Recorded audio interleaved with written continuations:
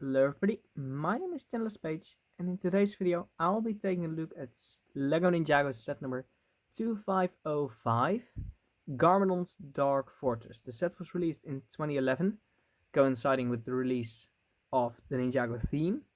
The set retailed for about €60, and if you want to get it now, it'll cost you a bit more. I have mine quite a long time, so you do see some inconsistencies. I'm already seeing one right here, but don't mind those. The set comes with 6 figures, being Samukai, Lord Garmadon. Ooh, I'll get back to that. Kai and Nia, and let me just get into a closer look for those figures first. So for the first 2 figures, we have Kai and Nia, as said before. I do quite like these iterations of the figures. Nia comes with a black sword, Kai with a silver sword. I do really like these figures.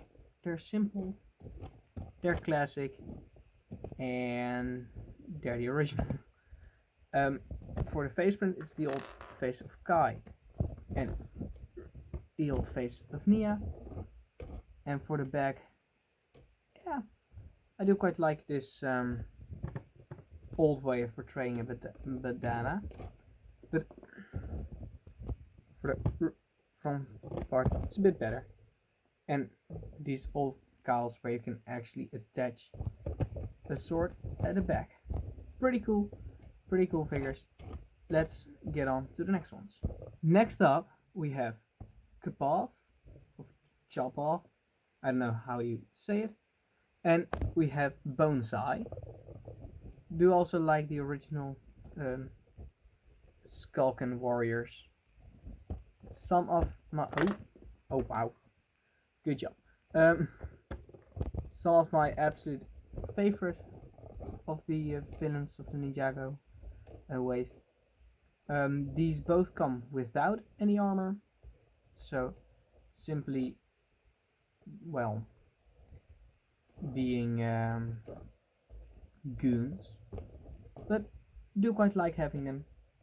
So nothing too interesting. So let's come on to probably the most interesting figures of the set, and I will give these a bit more room.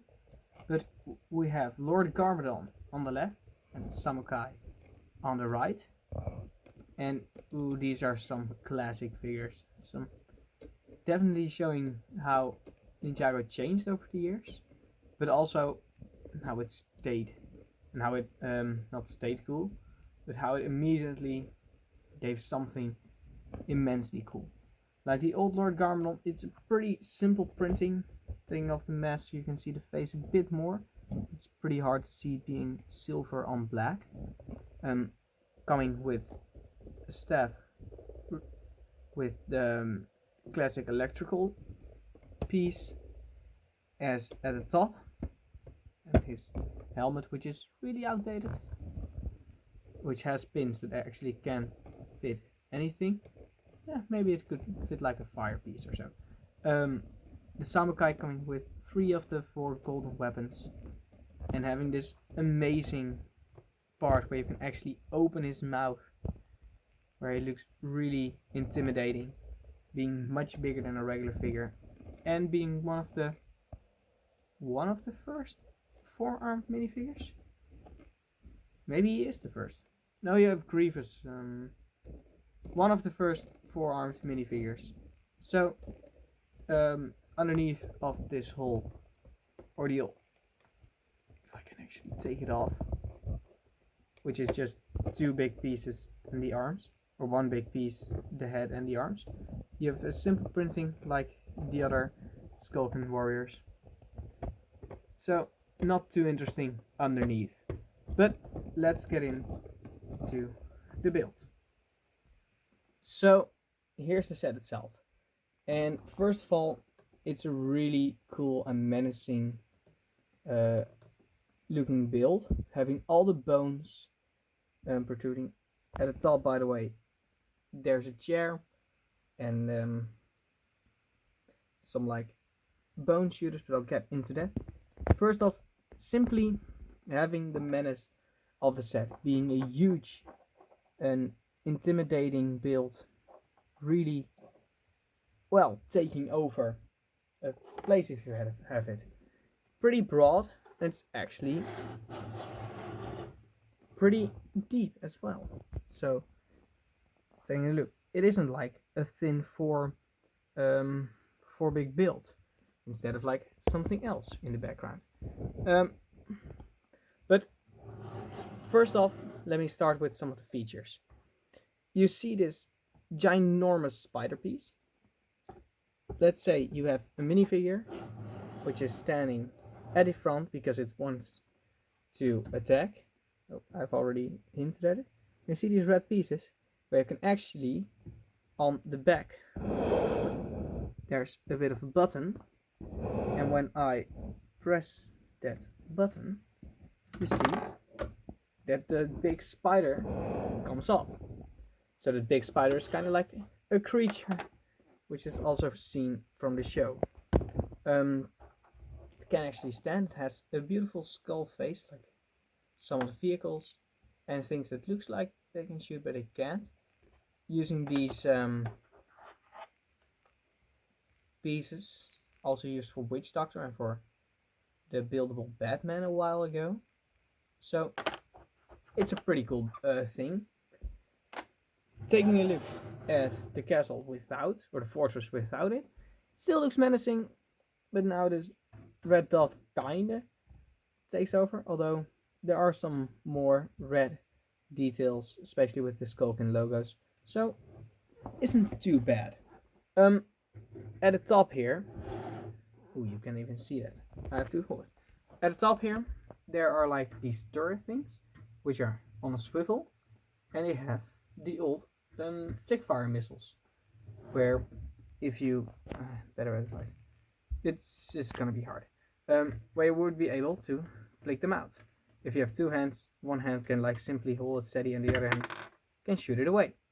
And they use, the classic skull piece, which is a really cool print to see being used in a different way than normal. It does give out like a really creepy suggestion that they're actually that the Skulkin are actually shooting the heads of their old friends. But let's not take a look at that. Here at the top you have the throne. On the throne, of course, you can sit Lord Garmadon himself. And this throne, it has cool fire, so 10-year-old me loved this set. It has great fire, and it can actually like walk away. Without it, looks a bit weird, so I'll simply keep it here. For the outside, there are some gates in here. You can actually like adjust these bones if you want to, but in my case, I have them as small as possible. I do quite like these railings with the chain. Some stickers, also some stickers on the side. Looking pretty cool, having a bit of a balcony with a staircase up. Looks pretty fine actually. Having some torches and turning it all the way to the back. It's where it gets pretty empty, where you have these big pieces, a white piece, and I believe there should be like weapons in here. If it is so, you'll see. But there's not really any interior. Like I believe it's a wanted list for a ninja. It's pretty. It's written by dead people, so you can judge him for that. There's a bit of a table in the middle and an actual holding cell, which you can open and put, for instance, Nia in there, which is hard. Yeah, so now she's locked off. That's pretty much it for this set. So let me just adjust it all back, and I forgot to mention one thing. That's this part, which is literally a grave. And what this grave can do is you can put one figure, presumably one of the dead ones, the skulking ones, in here, close the lid, and when you press down on this red part, you like shoot it open and he comes walking out of the grave. Pretty fun play feature, in my opinion, but kind of grim.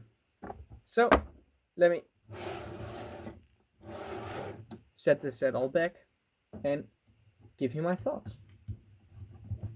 Where I have to say that this is one of my favorite sets I currently own. It's a classic set for me then, and it's a set I really wanted as a kid. I got it, well, technically still being a kid, but a bit of an older kid, and I really love this set.